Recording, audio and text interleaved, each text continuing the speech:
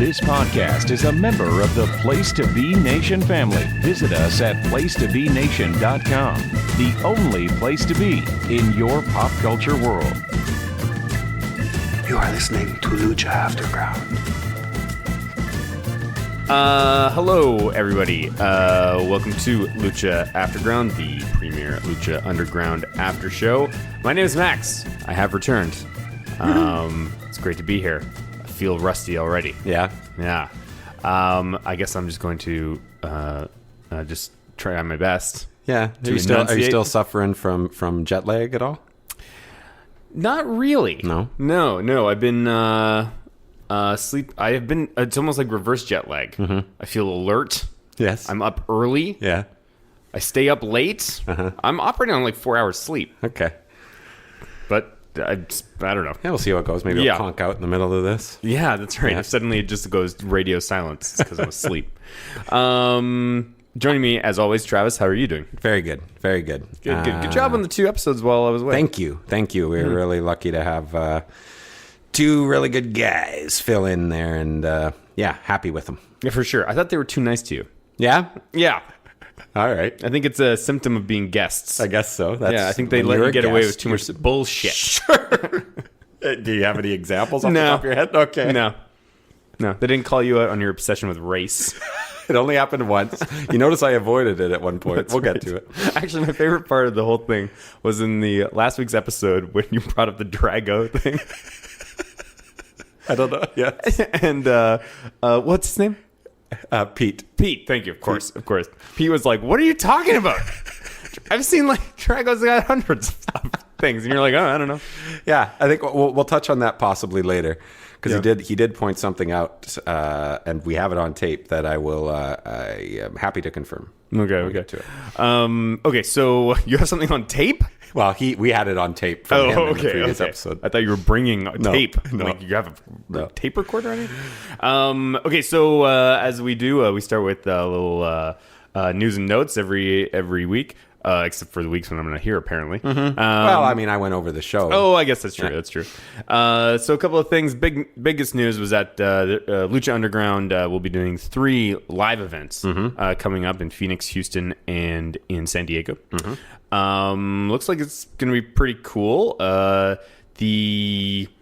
We don't live in any of those cities, but if you do, you should. And you're listening to this, you probably already know all the details. Yeah. I saw one of them's at a fair, and then like you just have to pay the price of admission to get into like the fair, and then you get a free show. That would look cool. Yeah. That would be awesome. Yeah. That would get me out to go see. Yeah. I noticed that all the live events are sponsored by Cricket Wireless. Yes. What is up with Cricket Wireless? They've just decided that their whole MO is going to be marketing towards wrestling fans. They do this. They sponsor all this Lucha Underground stuff, and they also did that viral spot with John Cena. When John Cena bursts out of the thing, they've just like, we like wrestling fans. We're gonna get all. If we can get all the wrestling fans in the world to sign up to Cricket Wireless, we'll be fine. Yeah, it's very targeted. Interesting. Yeah, what's going on over there? Interesting demo. We should try. Maybe I'm gonna tweet at Cricket Wireless about that. Mm-hmm. Like, I've never seen Cricket Wireless in anything not involving wrestling. Yeah, exactly. I mean, it's an American station or American company. It's not available to us. Yeah.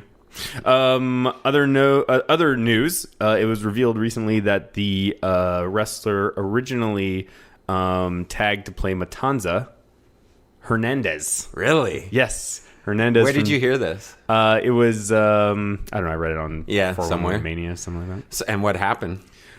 I guess they just realized that Hernandez was not as good as Jeff Cobb. Or maybe there was like contract issues. Maybe he went on somewhere else, wanted to go a different direction. Yeah, maybe. But he was involved in season 1, I guess. I remember. Yeah. So he got killed, right? Did he get killed? I don't think he just got written off. Just written off. Okay. Written off him, Blue Demon Jr. Yeah. Alberto El Patron. Somebody else who we'll get to at the very end of this may have been written off. Oh, really? From this episode. Well, we'll see.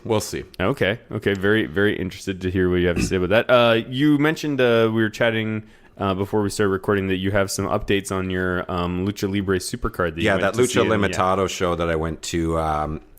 In the latest Observer, Meltzer's kind of expanded on what I was talking about. Here, I'll read you what he said. The Lucha Limitado group debuted on October 12th in Yakima, Washington. The show had all kinds of problems and started way late and was nearly canceled twice. Those all kinds of problems were kind of what I was talking about. But he expands on a couple of them here. The commission didn't accept the physicals for the wrestlers from Mexico and even some from the U.S. Everyone had physicals done, and many had them done in Washington and came in early. They didn't accept a bunch of physicals because either a nurse or medical assistant had signed them, and physicals because and they refused to accept anything without an MD signature. Even with Jeff Hardy, who was just licensed in Oklahoma, which has stringent commission licensing, he had problems. They didn't accept the Mexican forms in Spanish, even though they were asked about it ahead of time. The commission made them announce they were offering refunds, which they did. I forgot to say that at the beginning. Oh, you got a refund? No, they said you could leave after the first show, after the first match, and get refunds the next day from 1 to 6 at some location. Weird. And we were going to be gone, so. Yeah. And plus, we had 5.5 hours, so we were going to watch the show regardless. What a nightmare. Wouldn't allow 70% of the talent to work, although it turned out everyone advertised worked except Sami Callihan, who was injured, so it says. Oh, okay. But if you look at his tweets, like kind of in the dates leading up and the days after, it seems like he was taking dates before, and he was not promoting this Lucha Limitado show at all, which is a little fishy in itself. Yeah. And he said, and Jessica Havoc, whose girlfriend who stayed back with him.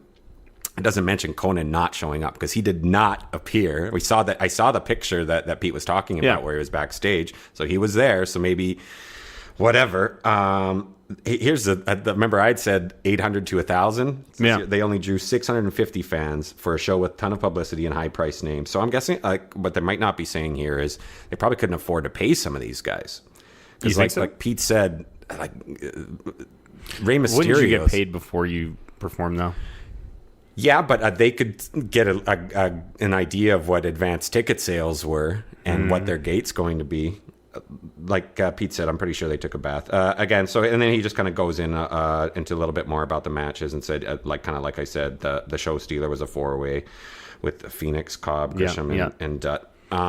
Is it a symptom of just wrestling not being popular? Or... But it is in that maybe just not in maybe Yakima, Washington was just a bad place because it says that does finish by saying that the promotion is going to continue, just not in Washington. Yeah, like I said, that seemed like a pretty poor. It's in the middle of nowhere. Yakima, it is, yeah. They can't even support a minor league baseball team. Yeah. We were trying to find their stadium. We couldn't see it when we were there though. That's where they should have had it. Yeah, they have an empty stadium there. But it was pretty chilly out. I don't know. Yeah, fair enough. So yeah, that was that. I did want to mention that Rey Mysterio Instagram picture there. How it looks like he's got some sort of there's a museum in Japan, or like it could be a store. I think it's a temporary exhibit. Yeah, in some kind of store. Yeah, you might be right. I mean, that looked pretty cool. So I don't know if you guys saw that. People out there. People are excited. I was in Japan, and I know that they have a AAA show is going to be there in Tokyo.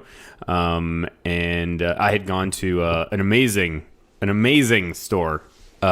If you're not following them on Instagram, you should check them out. It's called Haoming Mask. It's not a very Japanese sounding name, but HAOMING Mask, MASK. And this guy does like high design, like couture wrestling apparel. Really? Oh yeah. Oh, so that's where I think I saw a couple pictures. And his store is like a museum. The guy had an original like WWF turnbuckle. Wow. Just sitting there. You can pick it up, play with it. He designed Kenny Omega's kick pads, cool. which he had there. And I'm just like going, and you know who was on the wall? He had like this wall of all these signed photographs. People were there that you would recognize, New Japan guys. Like I said, Kenny Omega, Cat Power. Wow, cool. Was on there. Yeah, same thing. And Heidi Katrina, who is our old friend Kevin, texted us a pic of her from the hospital in Thunder Bay. Anyways, she's like the current Reina women's champ in Japan. Cool. So anyways, it was just like this amazing place. And I was looking at one of the posters. He's got this signed poster of like all these different luchadors and stuff like that. And he's just like, Rey Mysterio is coming to to Japan like next week, and I'm like, yeah, I I'm not gonna be here. He's like, oh, it's too bad. Like I'm gonna meet him and all this stuff. I'm like, God, damn, Cool. damn it. Yeah. So people are definitely aware, and they're excited for that show. That has then I think that this the museum they set up for him. I mean, it's just like a bunch of his gear and his masks. Yeah, it looks pretty cool. Yeah, good for him. Cool. Yeah. Do you want to go over your Osaka Pro show? It's less thematic than than the. I'll do it at the end. Okay, it'll be a bonus. We'll stick it in after the credits if anybody wants to stick around and listen. Sounds good. Any other news and notes, or should we just get into things? That's it. Lucha Underground, Season 3, Episode 7. Can I just say before we start that I didn't get to watch any of this while I was away. Came back, watched all 3 episodes this week and the previous 2 weeks in a row, and I really felt like so little happened in the previous 2 episodes that I feel like it was like perfect that I could come back and just like work my way through them so quickly. Just pretty much like all I can think of that really happened in the previous 2 is we got to meet Evalise's boyfriend Joshua. Was it Joshua? Yeah, Josh. Yeah. Joshua. And I guess Jeremiah. Sure. And that's it. AR Fox. Well, that's this episode. This episode. Okay. Well, we knew that. We learned that somebody was coming to get Killshot. Somebody had left him a thing that said, yeah, I suppose.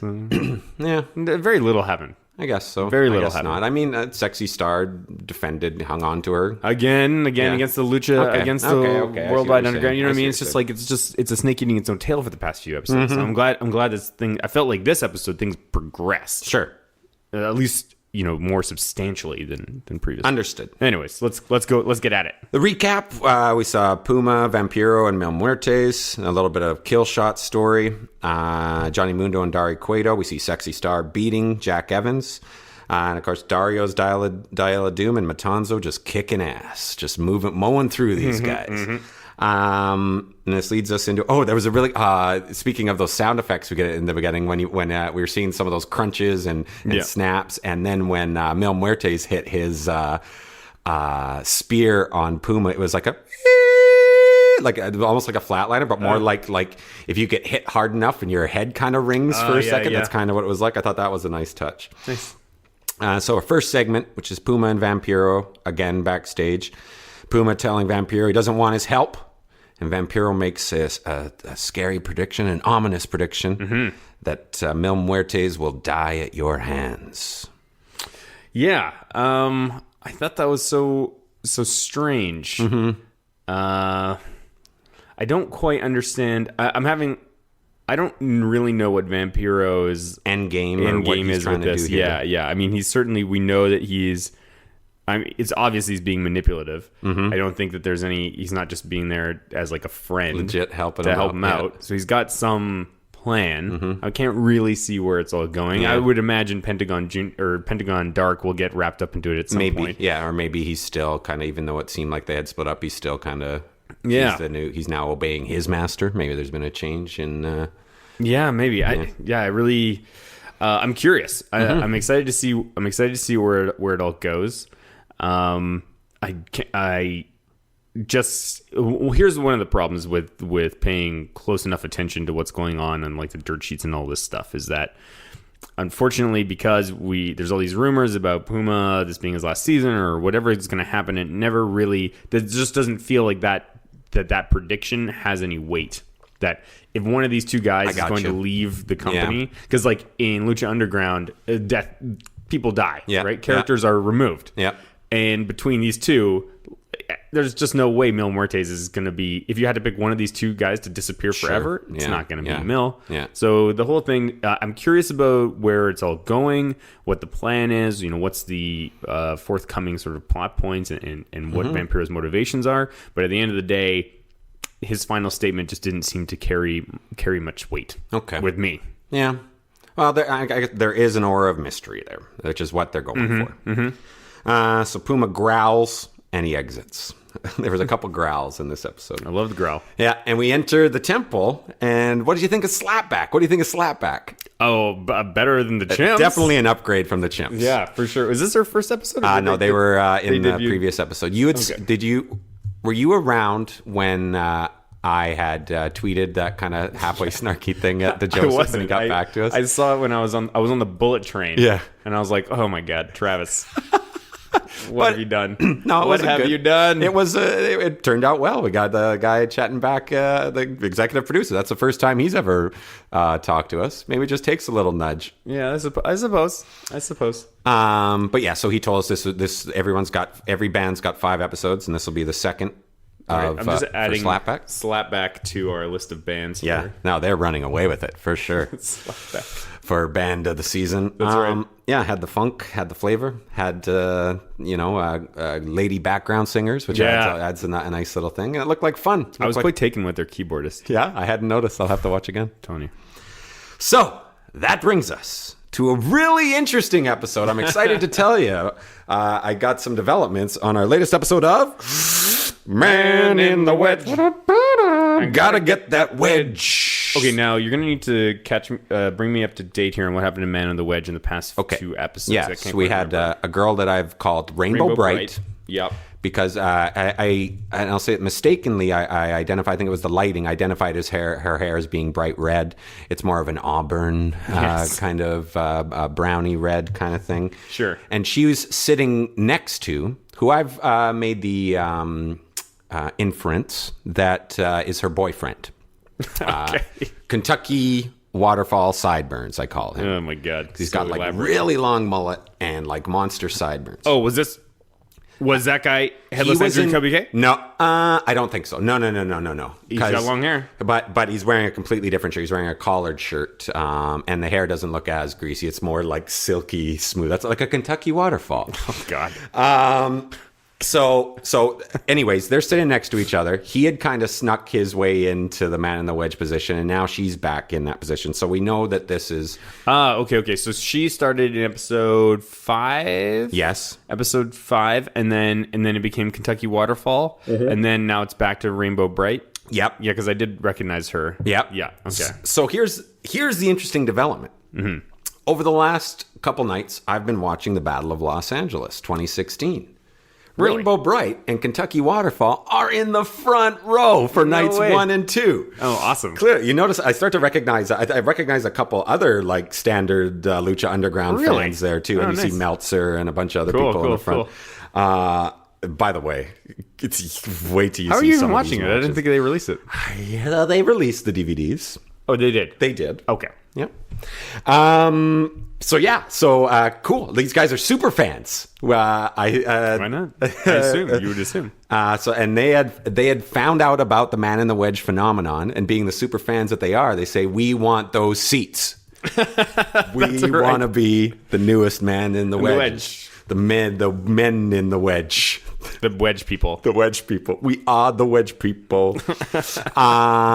So this is a 3rd episode of them. We should, because you always get like 2.5. I feel like they shoot 2.5 shows per taping. Okay. Technically, they say it's 2 shows, but I think they do a couple runoffs that kind of bleed into other things. Okay. So if our theory has any weight, although we've learned that it's messed up. Yes. Because the kid from Up All Grown Up showed up in weird spots.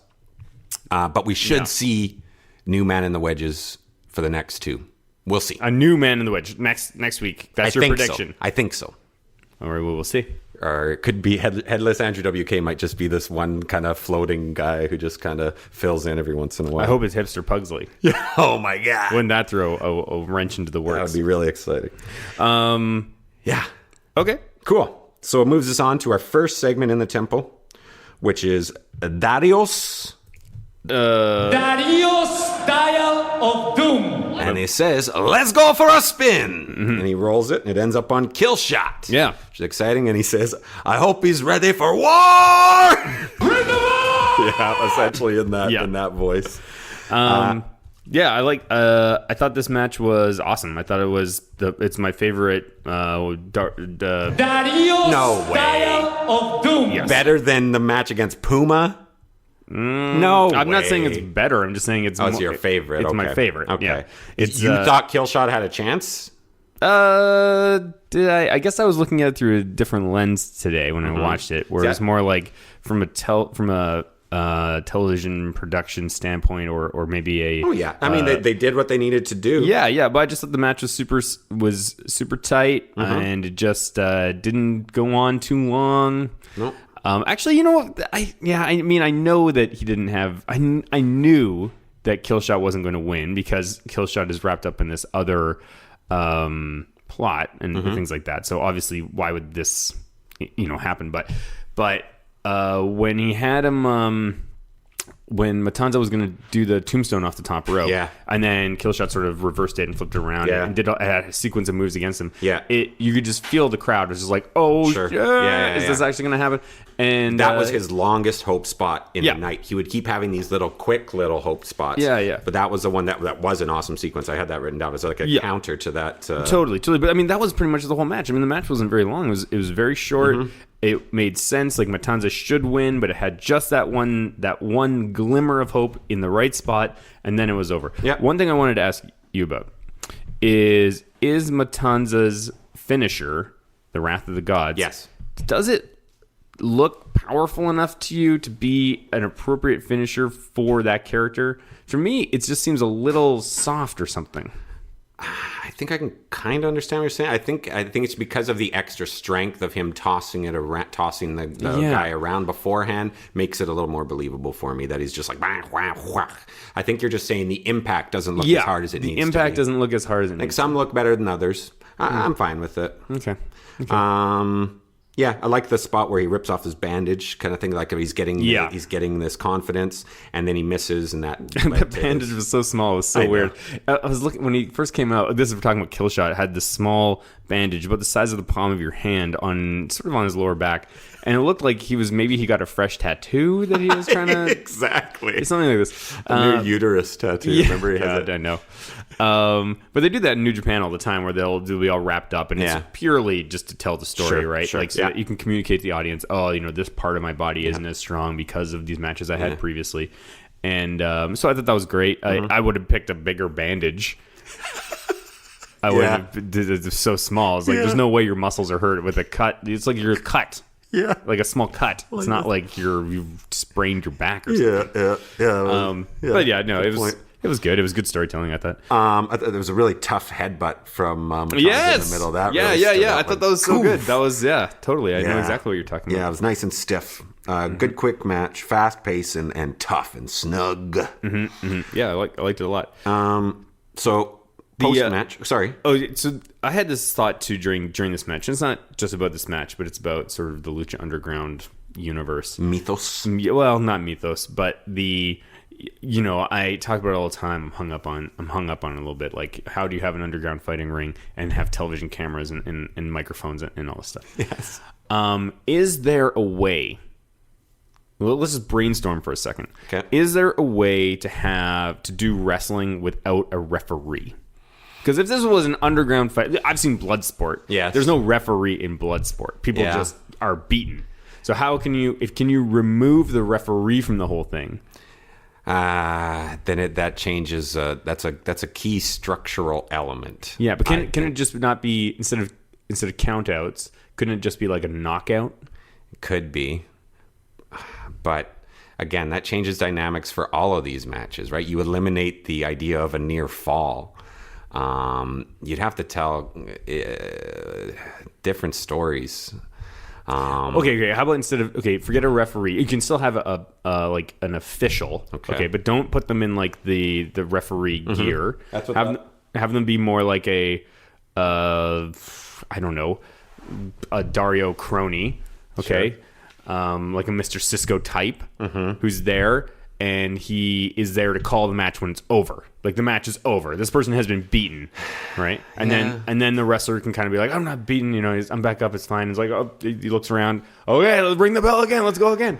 You can do something like that. You could, but again, you're having to really change the way that wrestling stories are told. I don't know if you'd have to change it that much. It might be it might be a breath of fresh air. You could tell some different stories. You could tell some different stories, but you'd kind of have to reinvent the wheel a little bit, I think. And that's some dice that I think, like, part of wrestling is familiarity, right? Like, yeah, that's true. Remember I talked about at that Lucha Limitado show how the kids would know when a finish was coming, so they would run to the entryway because then they knew they'd be getting to pat their heads. And that shows that this familiarity gets in there early, right? Sure.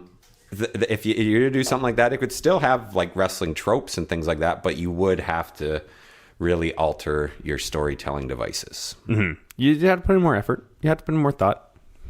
I don't know. Something to think about. I think they could do it once or twice. I don't think you could do it consistently. I think there might be something there. Right. I think there might be something there. Oh, also, speaking of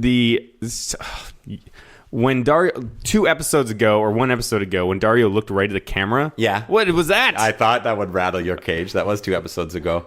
Didn't like that at all. It was the start of the episode, and like he'd never done it before, so it was kind of like, here we go.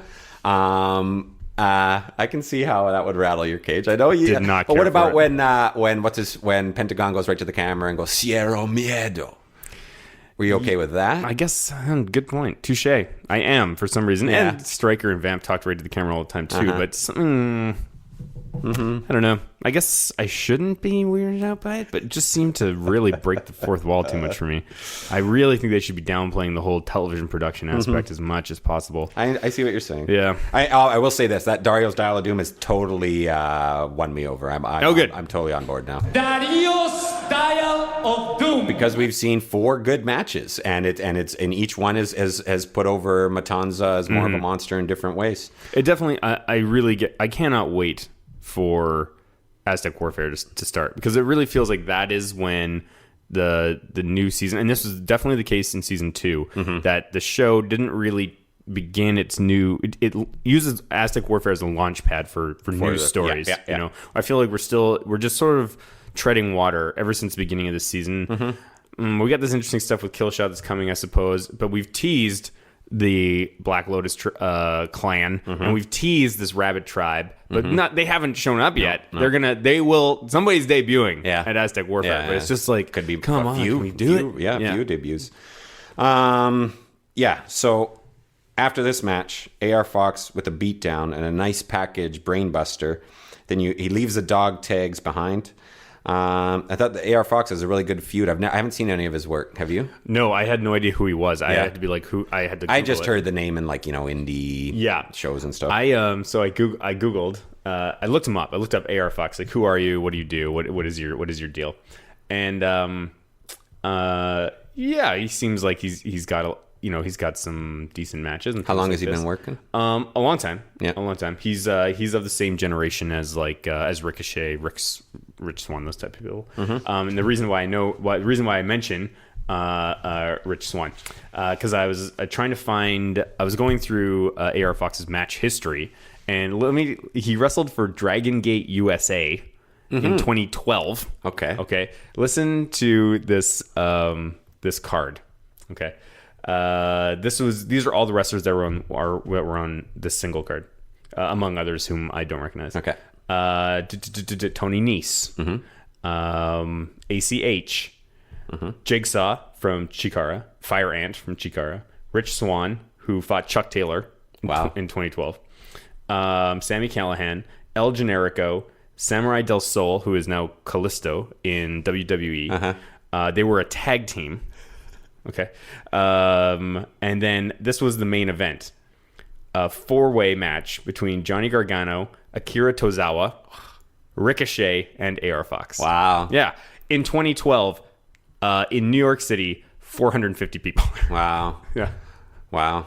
Well, that sounds cool. I bet you that's a 450 sellout. It's not like what I had seen a couple weeks ago. Cool. So this guy's been around and wrestling big shows with big names. Yeah, for sure. Or at least kind of, or he was on the same trajectory as some other guys who have some big names now. Totally. Yeah. Frustratingly, that one particular show. Listen. Me and Trav, we know how to get at the wrestling that we need to get at. Yeah. I could not say no more. I could not find this. No. Yeah, I found like so much Dragon Gate USA. Yeah. I just could not. They would have like every single show except for this one. Interesting. I know. I'm like, am I gonna buy a DVD? You can. I should. These options are always available. Dude, I spent so much money on wrestling. Yeah. It's like, I can't believe it.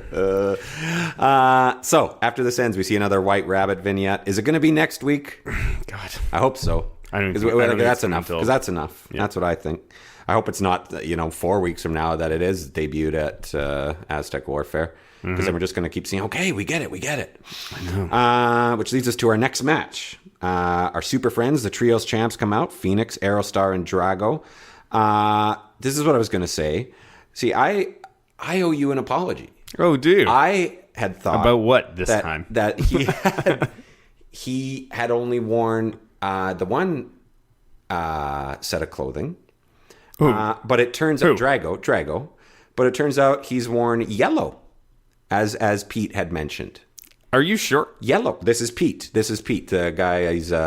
He knows a lot. Have we seen photographic evidence of this? Well, no, I just took him at his word. So I guess that just means the yellow and the black that he wore this time, that would be, again, I stand corrected, just the two he has worn at Lucha Underground. Now listen. What's that? I cannot find any Drago in yellow gear on the internet here. I'm not saying. I mean, you just start listing colors, and you might just say yellow. I'm talking to a guy who knows a lot. I don't think he's just going to start listing colors because I may have told him to do so beforehand or something. What do you think? That's something I would have done? That's crazy. Did you do that? Did you do that? I have no idea what you're talking about. Anyways, so we can say now, definitively, black and yellow. No, okay. I'm not giving credence to yellow until I see it. I'm searching as I'm not taking the bait right now because I'm so distracted by this this claim about Drago and yellow gear, which I think is just. I think he was just speaking off the cuff. Well, you'd have to take it up with him, okay? Because I'll give you gold. I'm not saying that's yellow. Yellow to me is more canary, Anyways, the back of his cape and wings today looked like it had a little more different, or from most recent episode, had a little bit of a different color scheme than usual. I will agree with that. Okay. I just don't know if I'm not prepared to commit that that's a new. I just don't know if maybe it was.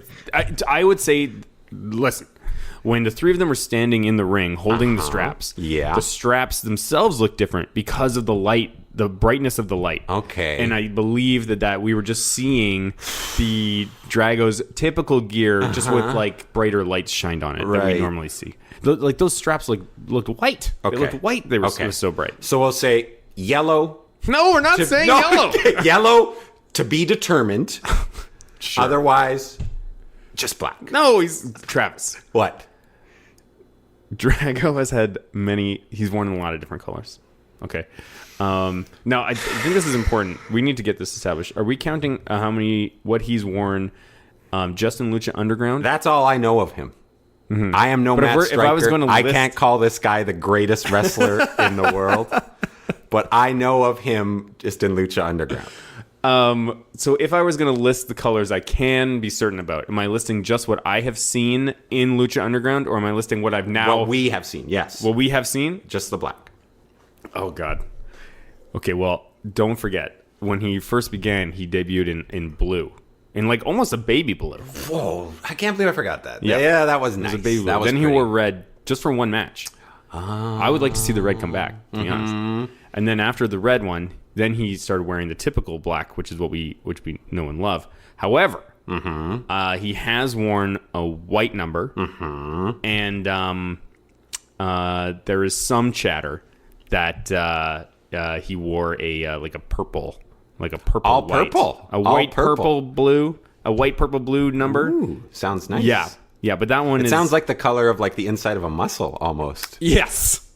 Yes, exactly. Okay. Yes, it's I do aquatic remember aquatic that. Drago. Okay. So at least 4, possibly 4.5, and Possibly 6 now, right? Well, okay, this is what this is what I want to get at. Is I'm looking at pictures of Drago now, and I've discovered 2 more shades.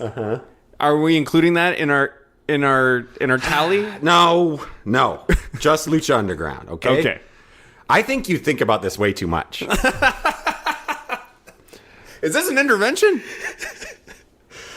So we'll get to this match. Drago,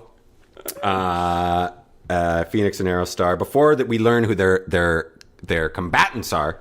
Dario Cueto comes out and he has exciting news. First of all, he says Aztec Warfare 3 is in 4 weeks. Yes. Really exciting. He puts Matanza over, says he's so badass, he's going to enter him at number 1. So there you go, Phoenix, you lucky bastard. You don't... I was very excited about that. Yeah, I thought that was great. I just hope that Matanza doesn't win. Because that would just be like... I'm getting a little tired of Matanza being on top. But I don't know what happens to him when he loses. I don't think they know what happens if Matanza loses. I think they have a plan. Anyways, and then he offers a unique opportunity, and right away he makes this a 3-way match, and I'm like, yeah, I'm sure you were too. Oh, yeah. Because these guys are awesome. Yeah, this was my favorite match of the whole episode. It was close for me. Pretty close between this and the last one. Here's the twist. The losers are out of Aztec Warfare 3. So immediately, who do you think is going to win? Phoenix. Yes, me too. But I thought this was...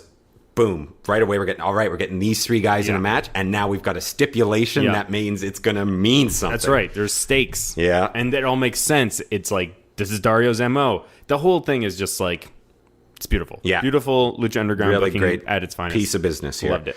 And so the match starts. I like this. Phoenix kind of opens it up for Drago and Daryl started to do it. He kind of went on the other side of the ropes, and I was like, oh, do they have to tag each other? Which would make no sense. Yeah, I was a little confused. No, he's just like, look, you guys are have a history. I think we understand. I'm not going to sit this one out, but I'll allow you to get this thing going. So they had great stuff between the 2 of them, kind of back and forth into stalemates. Phoenix enters, had some nice stuff with Drago, and then all 3.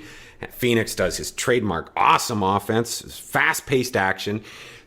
He jumps off. He tries to hit, just looks like just a cross-body block kind of splash that I think he just landed right on his face on something because his nose was busted up, and again, boom, just adding more heat to this match. Yeah, I know. I loved it. Yeah, he hit a great super kick. Aerostar, an awesome spot to the outside, followed by a tope from Drago that looked great. A stiff drop kick from Phoenix. This was really stiff.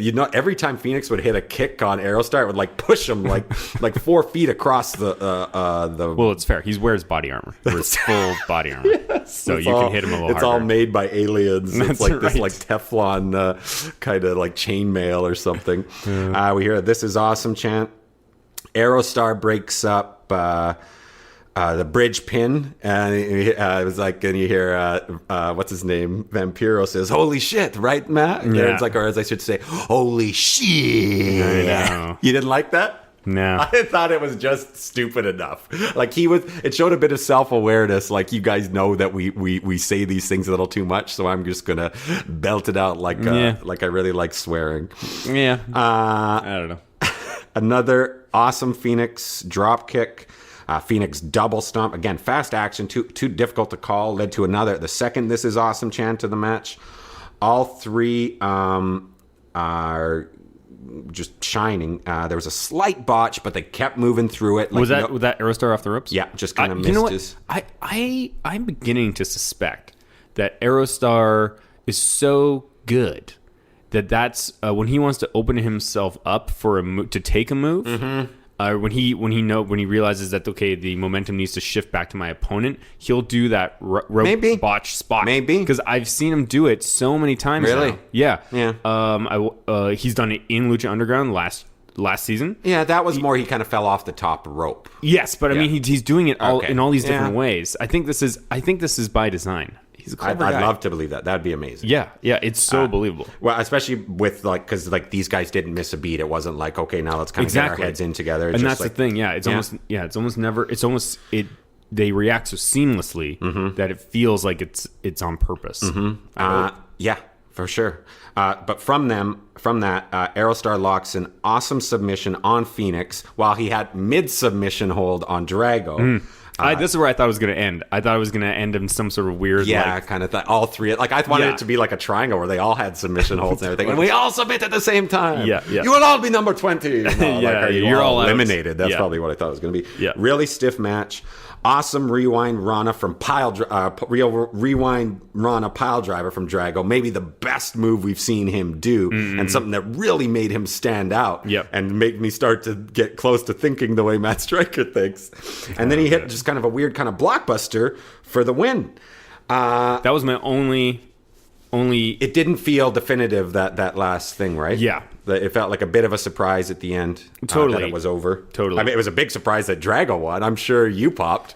Oh, yeah. Totally. Listen, I'm expecting a debut of new Drago gear in Aztec Warfare 2. Comes out number 20. I expect him to be wearing something special. Something instead of the... No, okay. No, we're not doing it a second time. We're not doing this. Great spots, great heat, really good story. Yep. I flirted with 4. I settled on 3, in between 3 3/4 and a 4-star match here. Yeah. We'll say 3 3/4. Nice. You know what? We should stop here. That's right. To bring you a message from Place to Be Nation. Promotional consideration paid for by the following. Voice of Ring of Honor's Kevin Kelly here. I want to make sure you're subscribed to all of our great feeds here at Place to Be Nation. Just head to iTunes today and search and subscribe to the Place to Be podcast feed, the PWO PTBN feed, PTBN Pop, and of course the Kevin Kelly Show feed, which includes the full archives of my podcast. Some really great stuff. Subscribe, listen, and then rate us and leave feedback today. Thanks for being a fan of professional wrestling. More importantly, thanks for being a fan and supporter of the Place to Be Nation. Place to Be Nation's JT Rosero here. In addition to the archives of the Kevin Kelly Show, we have a ton of great podcasts available to you on iTunes, Stitcher, Google Play, and PlaceToBeNation.com. And we now offer them to you on 2 great feeds. On the Place to Be podcast feed, you can check out Scott Friscolo and me on the Mothership, the Place to Be podcast, with our famous Vintage Vault pay-per-view reviews. PTBN also covers current day wrestling with clotheslines and headlines, main event, Mission Indie Possible, in our monthly pay-per-view reaction shows with immediate feedback on WWE, NXT, and Ring of Honor Super shows. Relive wrestling's past with our monthly pay-per-view rewind series led by Ben Morse and the Dangerous Alliance Wrestling podcast as we dive into various subjects in the form of exercises and games. All of this in addition to Scott Keith's Podcast of Doom, which includes discussions on questions from listeners as well as current day and old school wrestling. We also have sports covered too with the Sports Lounge, the TJ McClune Show, and NBA Team Podcast. On our brand new PTB Pop podcast feed, we offer great shows such as the Glenn Butler Podcast Hour Spectacular, Rank and File, Lucha Undead, as well as a veritable podcast heaven for comics fans with the Hard Traveling Fanboys, Sellers Points, Todd Weber's Conversation, and Imaginary Stories. Subscribe to both feeds on iTunes and be sure to rate and leave feedback as well. All of these shows are available on PlayStation.com, where we cover pro wrestling, sports, movies, comics, plus tournaments and more. Be sure to check out on the right-hand side of the site for details on how to support the site when you shop at Amazon and download our free Place to Be Vintage Vault Refresh ebooks. We also want to thank our friends at Bonehead's Wing Bar in West Warwick, Rhode Island, and Fall River, Massachusetts, and Scott Keith's Blog of Doom. Be sure to follow us on Facebook, Twitter, Instagram, and Tumblr as well. PlaceToBeNation.com, the only place to be in your pop culture world.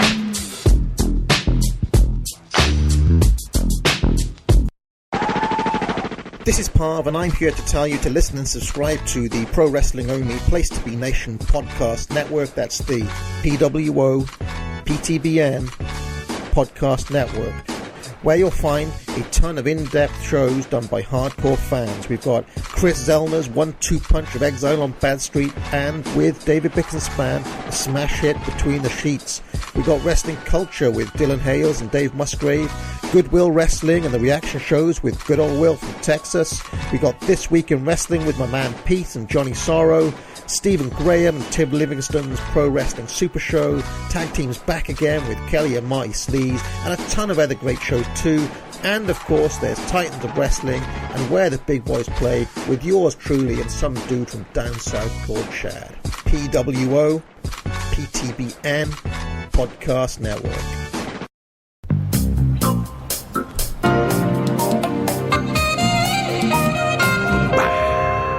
You notice. Good job on. I was going to ask that if in you there. noticed Yeah. that. I tried to do these little things, right? Because we were soundboard free, but I could still locate that. Nice. Our we're back. Back at the station. Yeah. So yeah, that brings us to the next segment. Drago's in the locker room. Just kind of. This is my biggest pop of the night. Yeah. And who should show up? Who should come slithering in, I should say. But Kobra Moon. She's back. And she strokes his spinal column, his little tail in the back. And you can see him kind of shudder when she did that because that's very sensitive. That's right. That part of a dragon like person. Makes him smell burnt toast. But here's what I want to say about possibly writing people out is here, Kobra Moon's back. Where's Daga? Where's Daga? But Daga is in. We saw him in the trailer. He's holding that sword. That's right. Yeah, so he's coming So maybe back. he's become her new minion because we know that we see her sitting in her throne room. She's like convinced him to join her queendom. Well, I mean, that's a far stretch. I don't know. I know you don't know. That's why I'm saying. I'm just trying. Like maybe like if he's got a sword, that would imply that something outside of his character. Yeah, I know. I'm really. There's lots of stuff in that trailer I'm very curious about. But, anyways, back to what Kobra we're Moon. talking about. So the big reveal was that Kobra Moon and Drago are from the same tribe. Yeah, says she'd like to bring the title back to the tribe and says, I will never return. Another growl and roar. That's right. I left 1,000 years ago. He said. That's right. So yeah, this guy's just as old as. That's why Aerostar and him are so tight. They've known each other For 1,000 years. Since the Middle Ages. Oh god. Or I guess like since the Industrial Revolution. I don't know. What's 1,000 years ago? 1,000 years ago would have been 1916. No, that's not 1,000 years ago. That's 100 years ago. Pardon me. It would have been 1016. Yeah. 1016. So, wow. So what was going on in 1016? What's going on? And while you look that up, I said, I hope you popped for, I hope you recognized the fella who was in the room there who said, I'm sorry, I thought this was the men's room eating pizza. I thought that was so weird. And drops a little fart. Did you know who that was? Come on. I think he was the guy, he was in season 1. He Yes. wrestled like one match and maybe got... He is friend of the show, guy who's like giving us props online, and is Vinny Massaro. Vinny, okay. Vinny Massaro. Like, there he is. There's Vinny. So I assume he's still working some dark matches along the way, but he's always been like a big promoter of Lucha Underground. That's true. And like he feels like he is part of the family. So this was like, their way of rewarding him for being this loyal soldier, I would think, or something like that. There's very little happened in 1016. 1016, what do you got? An earthquake partly destroys the Dome of the Rock in the old city of Jerusalem. Oh, that's where Drago and Aerostar were born. That's right. They caused the earthquake. Yeah. So it's early. It's like not a lot going on. No. in the 9th and the 11th century. That's right. So yeah, Vinny Massaro, Drago, Kobra Moon, they're connected. We learned that. So we saw Vinny Massaro, and then we also saw Ricky Mandel a few weeks back. Mm-hmm. I think that they were just in there for cameos. I kind of thought that something was going to happen with Ricky Mandel in those photos, which haven't come back yet. Well, I think that's the White Rabbit. That's who is? the White Rabbit is going to be. Like those three pictures are going to lead to. Remember those checkerboard looking masks in the trailer, and maybe Vinny will be one of them. I'm pretty sure Sinestro Del Muerte is going to be one of them, and I'm quite certain Ricky Mandel is going to be one of them. Is Ricky Mandel a disciple of death? I think so. Maybe. I'm not sure. Anyways. That brings us to our next segment, which is in Dario Cueto's office. Johnny Mundo singing the same old song. I know. This is what I'm talking about. Things just feel like they're just... But this did advance because he said, I'm a desperate man. Mm-hmm. And he offers him $100,000, which is actually only $94,543. Yeah. And he said, oh, yes, those internet photos. That's right. He had to I think that was... they were breaking kayfabe a little bit there. Because if you remember... Melina had posted during their breakup, and now she's not on the show anymore. She had posted his subscription to Viagra online. Oh, jeez. Right? So that funny. could have been like a little wink to that misbehavior from one of their former talents. Jeez. Otherwise, can you think of anything else? No, I mean, I just thought it was offhanded comment. I just thought it was meant to be an offhand. I just wish you hadn't mentioned Molina because that just takes me right back to that El Patron Mundo match. Yeah, just such a blight on the Lucha Underground record. There've been a couple blights. We know that. Nothing as bad as that. Yeah, that was really interesting. And finally he gives him his match with Sexy Star next week. Mm-hmm. Yeah, looking forward to it. Yeah, and that brings us to our main event. I'm so looking forward to this. Mil Muertes versus Prince Puma. Mm-hmm. Smash mouth, start and throughout. Oh, Mil's punches are just unbelievable. Yep, really harsh. Mm-hmm. I even found that he knows how to use a chair to the head in a way that looks lethal. Did you see how he was kind of like leading with his, like he was hitting with the side of the chair to the head, like kind of going in at like his throat or his jaw with it. And even those look tough because it's kind of related to his punch. I wonder what his technique is. I don't know, but throws one of the best punches in wrestling. He might just be punching people. It looks that good. I'm kind of convinced he's just punching people. I noticed and I really hope this isn't the last time we're going to see these two together. We saw a great counter from him when Puma attempted to put on those leg scissors, like is in the middle of him doing a sequence and like he got leg scissors and just like just stops him and kicks him in the stomach. Totally. That was awesome. We saw another really great counter. I'll know when we get to it. Puma hits that parallel forearm early, that one that you love so much. It just looks picturesque. Yeah.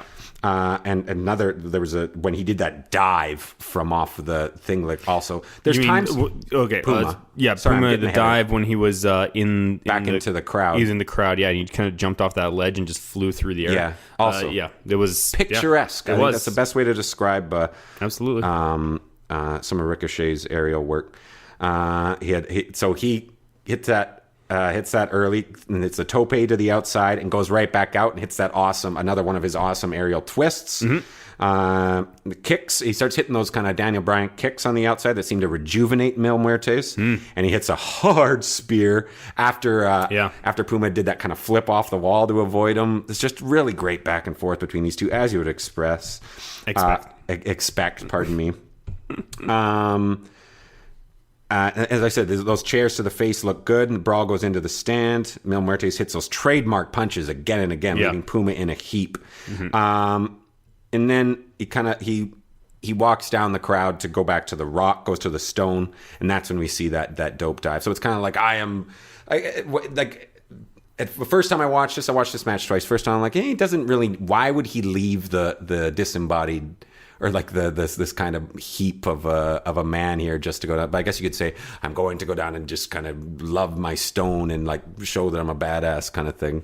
Or why did he beat Puma up in the crowd and then just walk away from him? Yeah. I honestly it didn't. At the time, as I was watching it, it didn't seem like a gap in logic. But now that you mention it, but the fact that the Stone there kind of gives you a bit of he is drawn to it. But you notice before he walked down, he just kind of made the motion to get people to part the seas. I was like, yes, sir. Everybody's like, he's the man. Just a man. It's such a presence, right? Yeah. Another amazing sequence from Puma. He misses a 650, but rolls out of it and comes back at him into a tough sidewalk slam from Mil Muertes. Again, so here's where we see another really good counter to just as Puma's about to do his kind of spinning kick. Well, he hit him with one first, and then he went for a second one. Yeah, and Puma halts him in midair again. Mil grabs him. Mil halts him midair. And this is why I mean, in that we're starting to just see like these guys could work 100 different matches together kind of thing because they're figuring out these little things about each other and their movesets. Well, it seems like the outcome of this is that Puma wins. It was, and clean, surprising. I'll finish it up here. Mil Muertes sets up a flatliner. Puma hits elbows to escape. The crowd is loving him. They're so behind him. Mil Muertes hits 10 hard clotheslines into the corner. Puma counters after the 11th one and hits his 650 for the win. Yeah.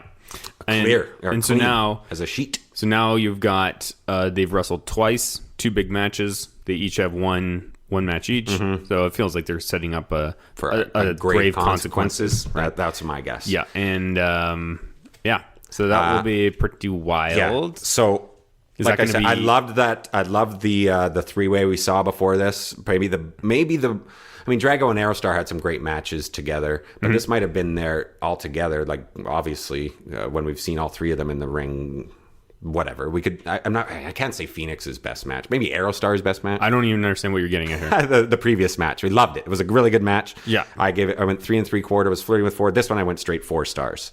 Oh, okay. But these guys just have a different almost level of star power, and there was that psychology of halting and countering moves and stuff. And I feel that like there's again great heat, and they feel like there's more to come, even with this clean finish. Like we said, a grave consequences. Mm-hmm. Yeah. I enjoyed it. Yeah. I like the three-way better. Yeah. But I think I just like the performers a little bit. I'm more intrigued by those three performers. A little bit more, maybe because I've seen less of them. Well, maybe because I've seen less of them. I don't know. I'm just not. And it's a little more exciting to see them really deliver when it's like it's almost become old hat for Mil Muertes and Puma to do so. Exactly. So, cool. And we get one last segment. Ray Mysterio's talking to somebody. Oh, yeah. And it's revealed he's talking to Chavo Guerrero Sr., the legend, just so we know. That's right, yeah. Well, I'm glad they put that up there, because I was like, who is this guy? Yeah. And I wouldn't have known. Yeah, I mean, as you heard in the last episode, Pete kind of explained that poster and the lineage of the Guerrero clan and stuff a little bit more. So it's good to, I guess that hinted at it previously, right? That there is a lineage, and now we see here is somebody. And so he says, I'm asking you, if I got to take this guy out, basically, where does that put me with the Guerreros? And he says, "Are you sure?" And and the last thing Ray says is, He leaves or I leave, right, or something like this. Something like that. Yeah, it just sounds like it's going to be. There's only room for one of us. Yeah, I mean, honestly, this scene is I think I just consider it to sort of be like Lucha Libre fan service. I don't think there was any point to it other than to get Chavo Sr. in a cameo. And to set up a future match between Ray and Chavo. Yeah, which had already been set up by the Dragons' second jump. So it wasn't necessary. You could say it ups the stakes, and like he's having to go and talk to this guy's father about look, I could be fucking this guy up pretty good here. Are you cool with this? Yeah, maybe there's something going on there that we don't have all the context for, because we're not, we haven't grown up with Lucha Libre, Lucha historians, and all this sort of stuff. Yeah, so I mean, I don't know. I thought when I watched it, I was kind of like, that's kind of cool. Here's this legendary guy. It's like if it was Ric Flair or something, I'd be like, holy shit! They should get Ric Flair involved, but. For me, it's like the guy doesn't carry any importance, so whatever. But it didn't change anything. I think it's just like what I said. Like it makes you think that Ray's out for blood. Yeah, and this might just be the second in a long list of cameos that because don't forget. That's right. Thank you. Yeah, that is our second old cameo. Right, we should be keeping track of that. We have got Honky Tonk Man and Chavo Guerrero Sr. In terms of legends, there was a Vinny Massaro cameo, but I guess technically he's part of the cast, so that doesn't really count. My apologies to Mr. Massaro. Follow him at Snoring Elbow on Twitter. God. It's too bad they made him fart at the end. It was really not not a complimentary cameo. Yeah. But I mean, like you can tell, like it was. I think that was one for the boys. You know what I mean, for the boys and the girls. Yeah, totally. A really good episode. I thought we got two great matches, and the first one that was super solid. Me too. Yeah. I loved it. I think in terms of match quality, maybe the best episode of the season. Yeah, I mean, I think this is probably my favorite episode of this season so far, hands down. It, there were moments in previous episodes that I thought were maybe like I popped a little harder for, but this is by far, I think, just the most solid episode of the season. Cool, hands down. Sweet. Next week, here's the preview. City Councilman Delgado arrives and gives Dario a gift. Yeah. Sexy Star defends her title. We knew that. And Rey Mysterio asks Dario for a favor, presumably to fight Chavo. Or to, may I use this machete? Yeah. Because he's setting up for... But I'm excited to see Lorenzo Lamas come. Yeah, Lamas is back. Okay, cool. So that's pretty much it. We'll throw in the end credits here. But I mean, also keep following us. Keep telling your friends about us. Mm-hmm. I did notice. I think part of it was I had to be a little late with the previous or the penultimate, or 2 episodes ago.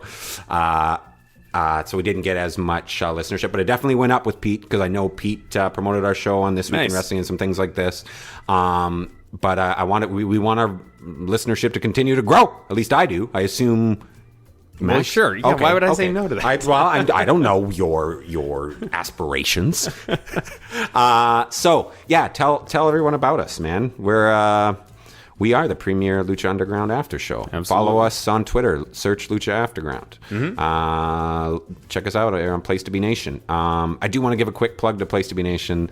They are on the Pro Wrestling Only link. Letters from Kayfabe. Mm-hmm. It's a must listen. So if you want to just really? It goes into the storylines of 80s and early 90s WWF, and they try to kind of figure it out, kind of kayfabe wise, who's making a better deal. Nice. There's this great thing where they went through the history of the Heenan family and how he would trade talent or buy, or Mr. or the $1 Million Man would buy talent off of him and stuff. Huh. And they were able to figure out that he's fleeced. Bobby Heenan has fleeced the $1 Million Man on 3 separate occasions. Nice. And looking at these things. That's good. It's really, really cool. It's really funny. I was thinking when I was away, I was thinking about a kayfabe podcast for WWE. Would that be fun? Yeah, sure. It's just approaching it as if it's everything that's happening is the truth. Real. Real. Yeah. That could be fun. Could be good. Anyways, and yeah, now that's kind of the idea that they're going with. I definitely recommend it. Parv and Alan. The 2 Parv, definitely a big long-time contributor to Pro Wrestling Only and Place to Be Nation. And Alan is a guy who puts a ton of great GIFs and does a lot of great history stuff on. You'd probably know some of his stuff just if you follow wrestling Twitter. Other than that, I hope to do another Stampede episode soon. I listened to your most recent Squatchcast. Oh, yeah? About the Indonesian one. Oh, the Orang Pendek. Yeah, the Orang Pendek. We're pretty sure he exists. Yeah, that's what it sounded like from what everybody said. Mm-hmm, mm-hmm. So that was cool. Anything else going on with you? No, that's about it. Stick around. We'll talk a little bit about the Osaka Pro Show I saw, I guess, after the end credits. But no pressure to stick around for that. Other than that, we'll be here next week. The question is, will you join us? Ba-boom.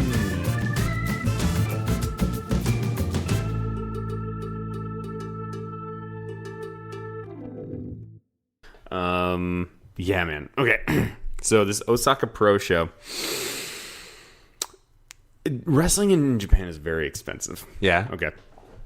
This was a show that maybe had 200 people there, and it was in just a community, basically a suburban gymnasium.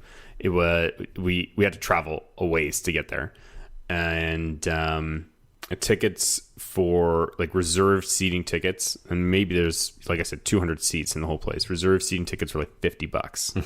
So I bought 3 tickets. Mm-hmm. And I'm comfortable with that because I don't mind supporting, especially smaller shows and things like this.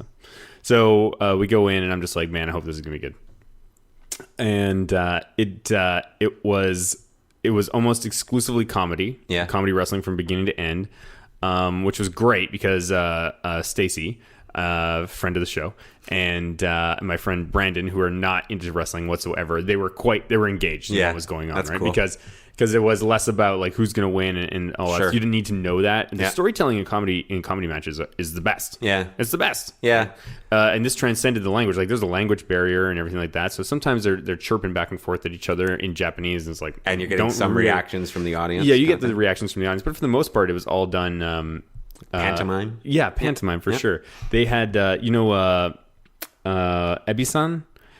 He's sort of a comedic wrestler. He's wrestled in PWG. Mm-hmm. He does a full mask, this sort of fat face thing. Okay, I think I know it. Yeah.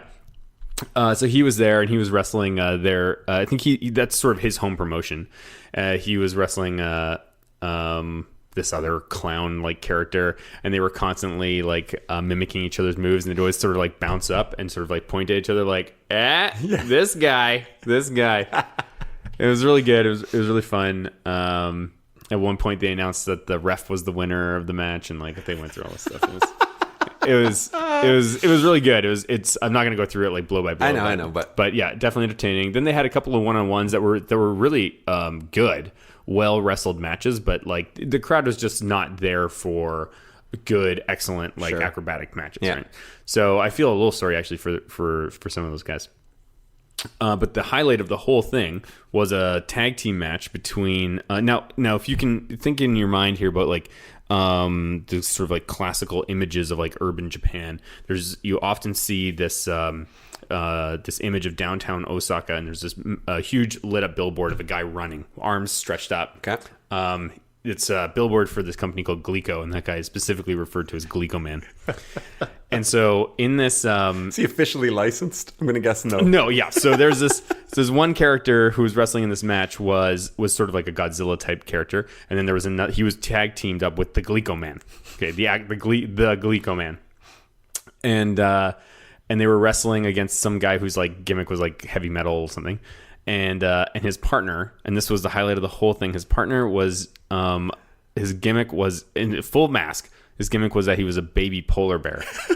And so he comes out and he's just like, has trouble getting into the ring. And he gets up too high on the rope and he's scared. He doesn't want to come down. And he sort of like sits down. He sits down on the mat and he's sort of like, doing like the whole like baby panda, like snoozing, falling asleep type thing. And the whole time, he doesn't say a word. He's just making these like sort of like baby bear sounds the whole time. He's like, throughout the whole match. It was just great. And Glico Man, who's like this like symbol of the city of Osaka, is just like the most like dirty heel, like kicking him and screaming at him and like just trying to like just pull all these like eye pokes and like the whole bit. It was really funny. And like the polar bear, he's like, has claws and the whole thing, so he's trying to like cut, he's sort of like scratching. And they don't have a lot of moves or anything like that, but it was bananas. I laughed throughout the entire thing. I was laughing so hard I was crying. I looked over at Stacey and Brand, they were loving it. That was by far the highlight of the match. We got a picture. I posted a picture on our Twitter. Of him and Stacey. That's great. His name is Shiro Kuma, and which just means white. Translates exactly to white bear, which is what they refer. If you translate polar bear into Japanese, it's white bear. Mm-hmm. And they have a traditional, or like maybe not traditional, but there's like this famous dessert in Japan. It's shaved ice. Mm-hmm. It's all white with like little bits of fruit in it, and that's called a shirokuma. Yeah. So on this guy's, we were like looking at him, we're like, why is he have all these? He's dressed mostly in white, but he has like these little patches that are like cherries and like orange slices on his back and on his chest. And I was like, I don't get this at all. And then I looked it up, and it's like, oh, because he's not just a baby bear, but he's also the dessert. Yeah. He was great. That's tremendous. Yeah. That's great. Yeah, it was... That's really cool. Did they go over? Who won that match?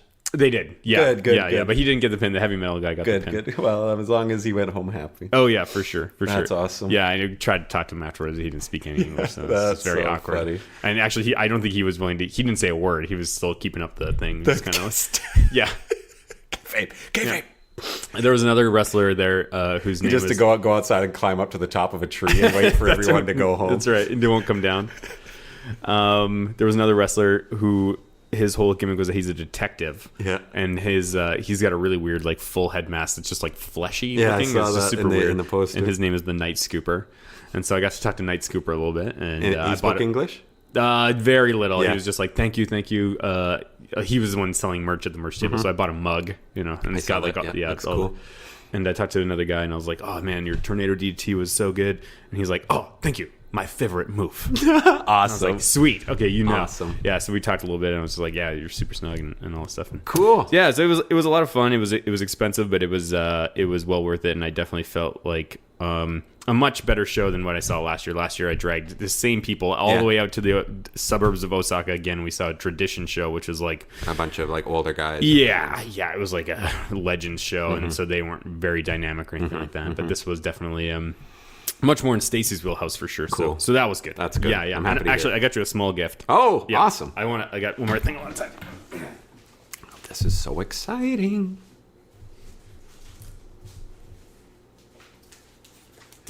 Wow. Awesome. Yeah. This is I thought they were going to be trading cards, but it's a trading card game. Is it? I don't even know. For New Japan. Strong Style Special. That's right. I'm going to open them up on there. Yeah, go for it. On the cover here, we have Jushin Thunder Liger, Okada, Tanahashi, and Nakamura. I have no idea what you do with these. I assume it's like Magic. Maybe. There we go. I got Okada. Nice. Kazuchika Okada. And there he is stomping Bad Luck Fale in the face. There we have, is that Evil? I have no idea. And Funky Weapon right there. Oh, nice. So, wow. These are really cool. It's a pack of 3. Looks like there are some rules and regulations on the back. Yeah, you got like cost and grade. Says wrestler skill. Oh, look, there's a little QR code in that one, so maybe scan that. Interesting. Oh, there's QR codes on the back of all of these, yeah. Sweet. Really cool. Thanks, man. No worries. Awesome. I really like the Okada one for sure. I'm going to find a place for that. Mm-hmm. Cool. Yeah. Huh.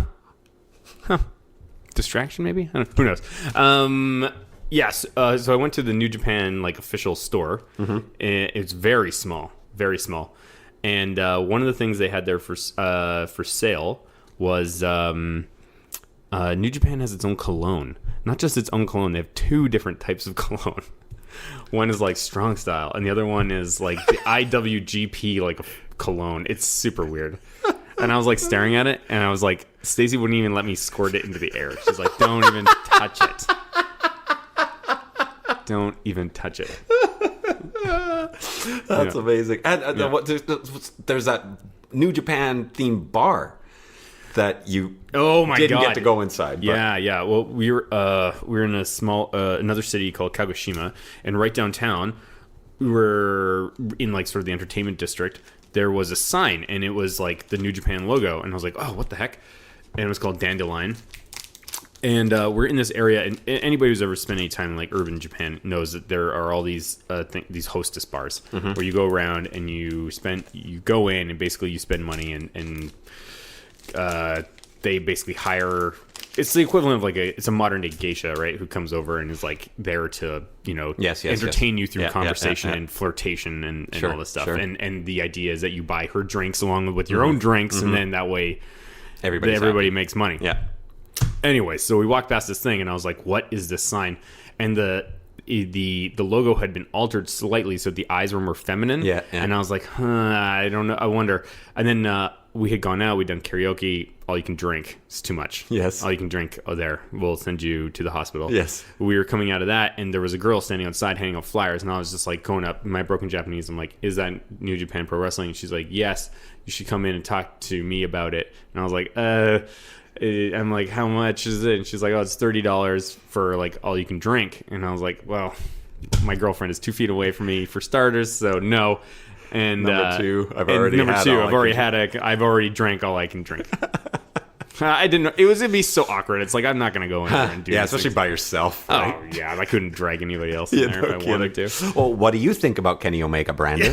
That's right. Well, even that, I was thinking about it on the way back. I'm like, what would I even say? Oh, I like Kenny Omega. And then she would say, well, yes, Kenny Omega is the best. But it's because she has to. They're just there to agree with your opinion. Yeah. But you never know.